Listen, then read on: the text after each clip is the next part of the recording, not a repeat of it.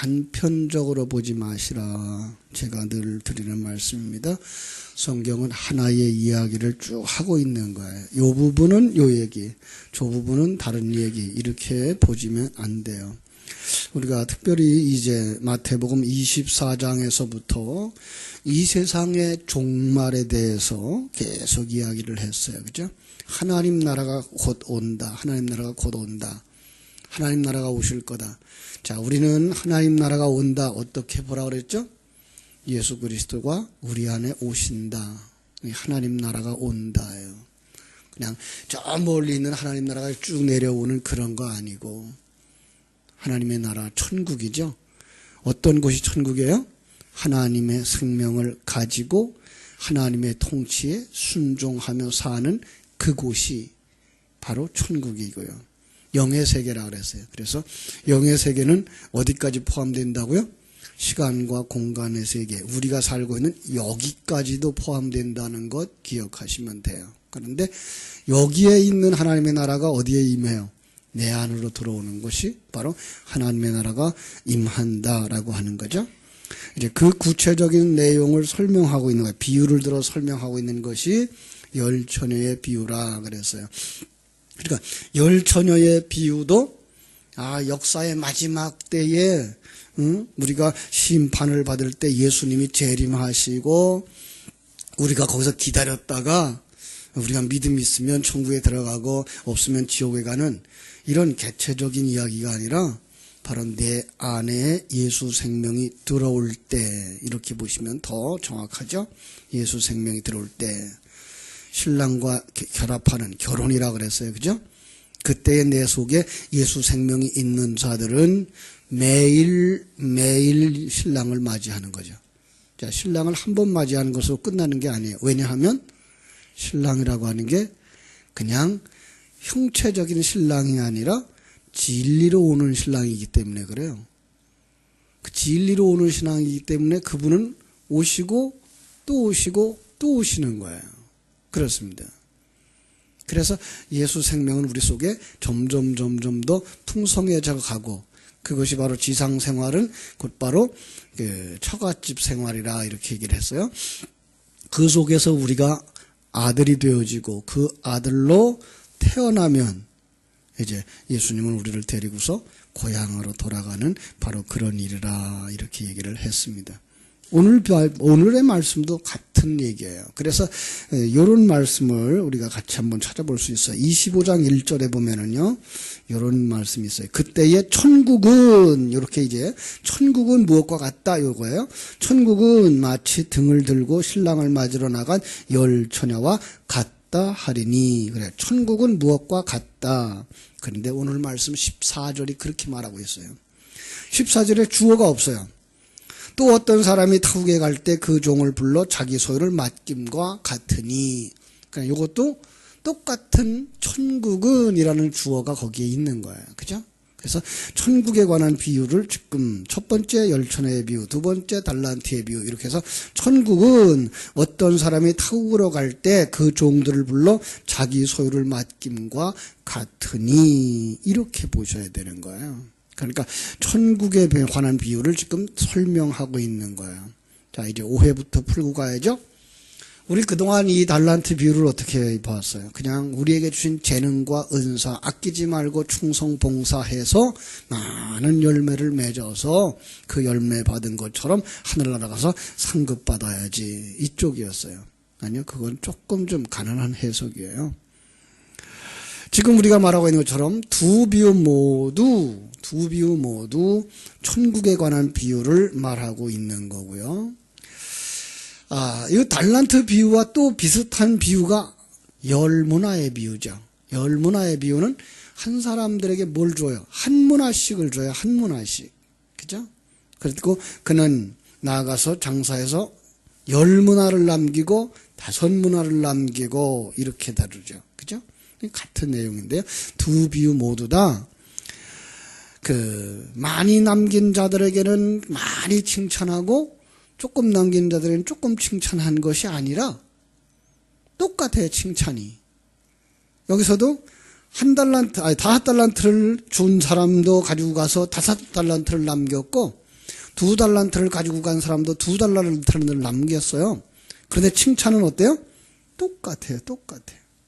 그죠? 자, 이런 것을 볼 때 우리 한번 21절 볼까요?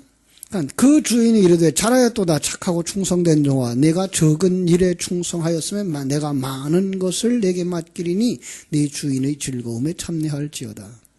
이건 5달란트를 남긴 자에게도 이렇게 말하고 또 2달란트를 남겼던 자에게도 말해요. 23절 그 주인이 이르되 잘하였도다 착하고 충성된 종아 내가 적은 일에 충성하였으면 내가 많은 것을 내게 맡기리니 네 주인의 즐거움에 참여할지어다.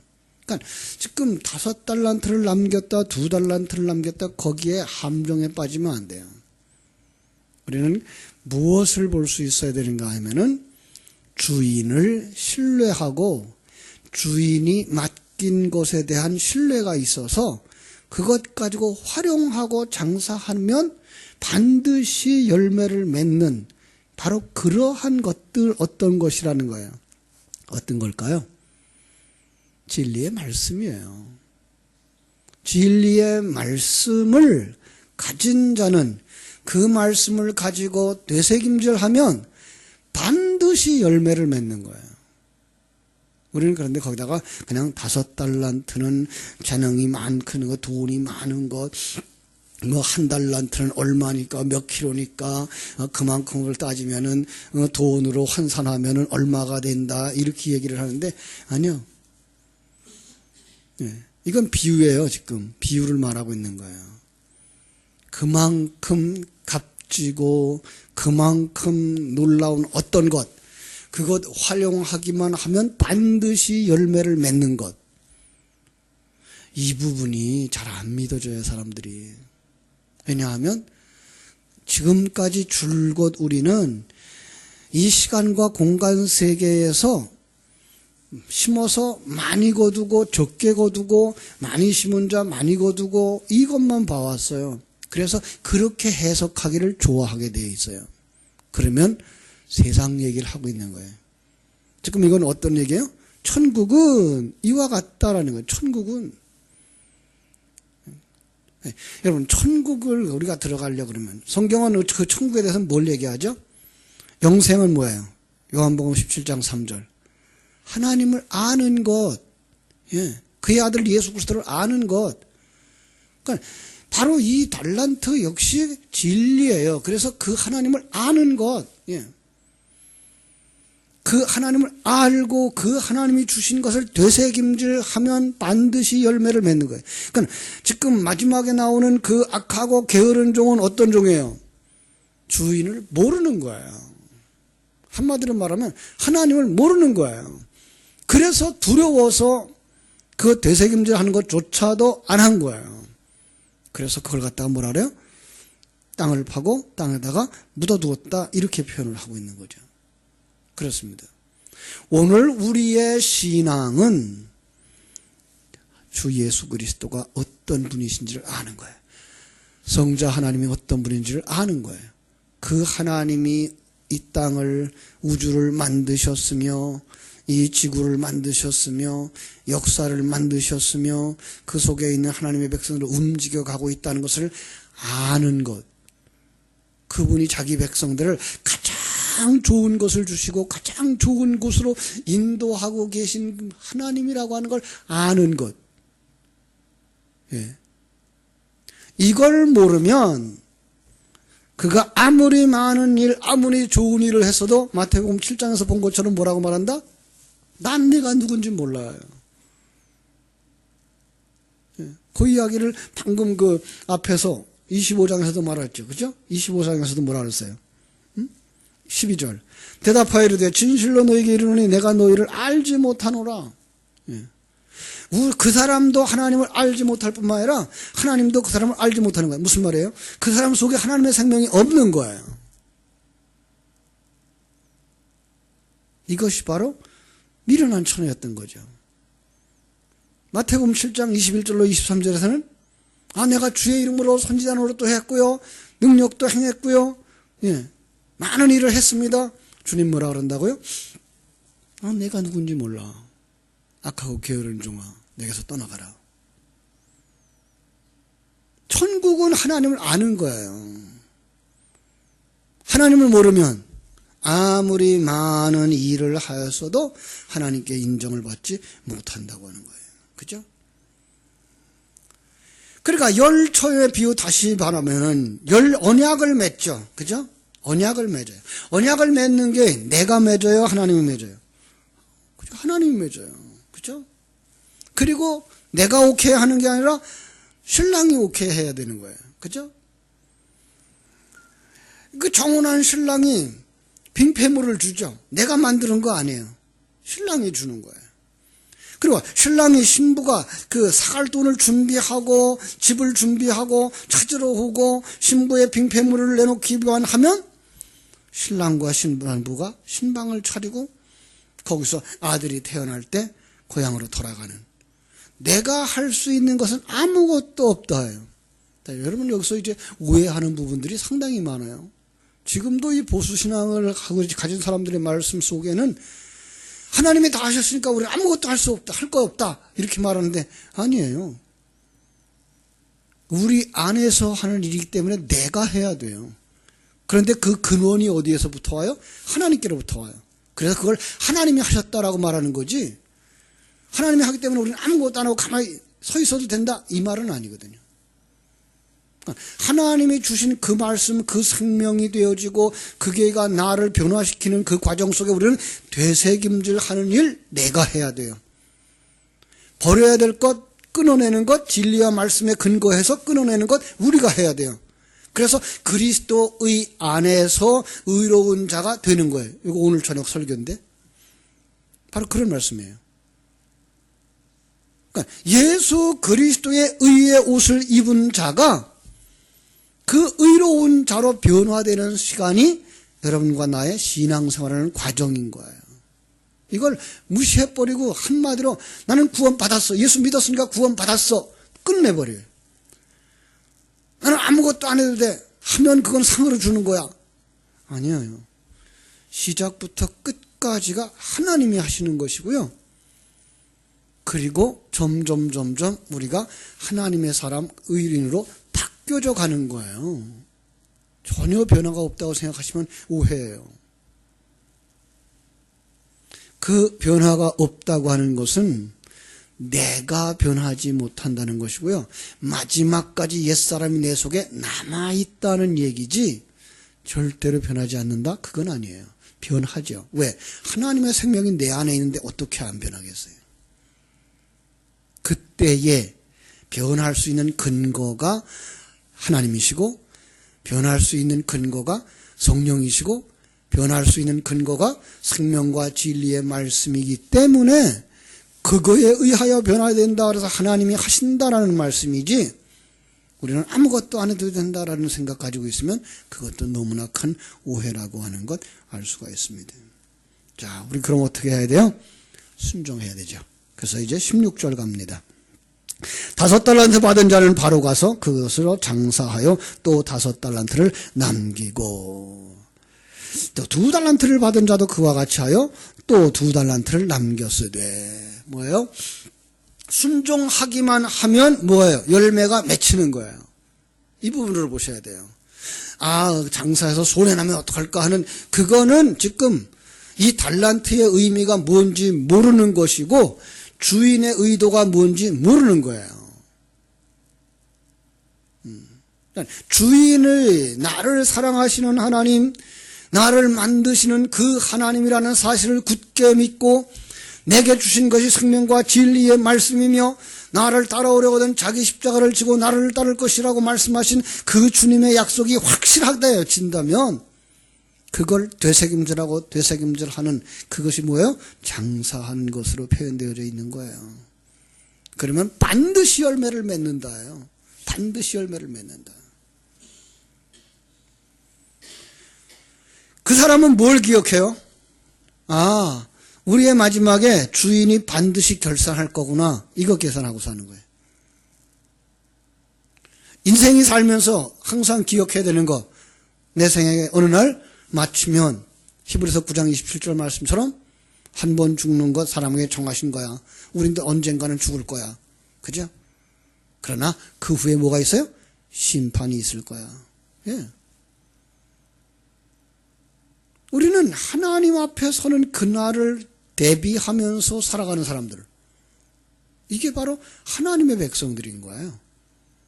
내 속에서 하나님의 생명이 살아나고 내 속에서 하나님의 말씀이 살아나고 그러면 나는 하나님의 생명을 가진 자니까 어디 들어가요? 천국에 들어갈 거. 내 속에 아직도 옛사람이 나보다 새 생명보다 더 크다면 그건 좀 생각해 봐야 돼요. 그죠? 그래서 내 안에 흰 소와 검은 소가 늘 싸운다 그랬죠. 누가 이겨요? 내가 누구에게 양식을 주면 그놈이 이긴다 그랬어요. 그러니까 새 생명에게 양식을 주면 새 생명이 이기고 옛사람에게 양식을 주면 옛사람이 이겨요. 그저 경쟁 속에 들어가서 남들 거 부러워하고 바라보는 것 가지고서 세상에 보이는 것 가지고서 배 아파하고 하면 누가 이기는 거예요? 옛사람이 이기는 거예요. 생명과 진리의 말씀을 가진 사람은 이 세상 주어지는 환경 속에 최선의 삶을 살지만 이 세상에서의 거두어진 그 어떤 것 때문에 너무나 기뻐하거나 너무나 슬퍼하는 그런 것이 아니라는 거예요. 이게가 은혜 받은 자들의 삶인 거예요. 영의 눈에 열린 사람들인 거예요. 왜냐하면 영의 눈이 열린 사람들은 이 세상이 전부가 아니라는 걸 알고요. 이 세상은 나를 만드시는 하나님의 손길에 의한 과정이라는 것을 알기 때문에 이 세상에서 조금 많이 가졌어도 그렇게 기뻐할 거 없어요. 왜? 큰 그릇이기 때문에 주셨구나로 가니까. 적게 가졌어도 하나님이 은혜로운 깨달아 알고 가는 거니까. 건강한 몸도 병든 몸도 감옥도 궁궐도 다 어디나 하나님의 나라를 누리면서 사는 자니까 이게 영안이 열린 사람이고 하나님의 백성이고 믿음의 사람인 거예요. 이게 하나님 나라의 가치관인 거예요. 이것이 잘 안 되더라고요. 이제 여러분들의 눈이 열려서 그게 보여야 돼요. 그러니까 하나님 나라를 소중히 여긴다 그러면 또 사람들은 뭐라 그러는가 하면 그럼 이 세상의 건 아무렇게나 살아도 되겠네 이리로 가요. 아니요. 이 세상의 것 소중해. 그래서 여기서 뭐라 그래요? 작은 일에 충성하였으니예요. 적은 일에 충성하였으니예요. 하나님이 내게 주신 그 환경, 하나님이 내게 주신 그 은사, 하나님이 내게 주신 그 능력, 하나님이 내게 주신 그 기회에 하나님이 나와 함께 하신다. 하나님이 내게 이 은사와 능력을 주셨다라고 당연히 담대하게 도전해서 열매를 거두는 거예요. 거기에 열매가 많든 적든 실패든 성공이든 그거에 연연을 하지는 않아요. 왜요? 내가 최선을 다하고 하나님이 나와 함께 한다는 사실을 믿고 그 일을 했으면 그 결과에 만족하는 거예요. 왜요? 이 세상에 연연하는 게 아니라 우리는 하나님과 함께 동행하는 것이 더 소중하며 하나님이 함께 하신다는 것을 믿는 것이 더 소중하며 하나님이 나를 만들어가고 있음을 깨달아 알고 만들어져 가고 있음이 더 소중한 것을 보는 눈이 있기 때문에 이게 하나님 나라의 가치관을 가진 사람인 거예요. 이 사람들이 이게 잘 안 되더라고요. 자, 그러나 우리는 바로 순종하는 그 삶을 통해서 뭐가 임하여? 열매가 임해요. 여러분 어떤 열매가 얻어지기를 원해요? 하나님의 사람으로 만들어지는 거잖아요. 완전히 하나님 앞에 순종하는 의의 사람, 그저 주님과 한 몸 이루어서 영원히 하늘나라에 살 수 있는 그리스도의 신부, 성령님 내 안에 모시고 기뻐하며 찬송하며 살아갈 수 있는 하나님의 성전으로 완성되어지는 이것이 가장 큰 열매지 다른 무슨 열매를 더 바라겠어요. 하나님이 원하시는 열매, 말씀이 맺고자 하는 열매는 우리가 하늘나라를 유업으로 삼을 수 있는 아들이 되는 거예요. 주님과 한 몸을 이루고서 기뻐할 수 있는 신부가 되는 거예요. 성령님 내 안에 모시고 기뻐하며 성령의 인도하심 따라서 살아갈 수 있는 성전이 되는 거예요. 그런데 그가 주인을 모른다? 그에게 맡겨준 일이 무엇인지 모른다? 그러면 어떤 사람이 된다고요? 여기 악하고 게으른 종이 된단 말이에요. 그래서 그는 뭐라고 말해요? 자, 26절 한번 보겠습니다. 25절.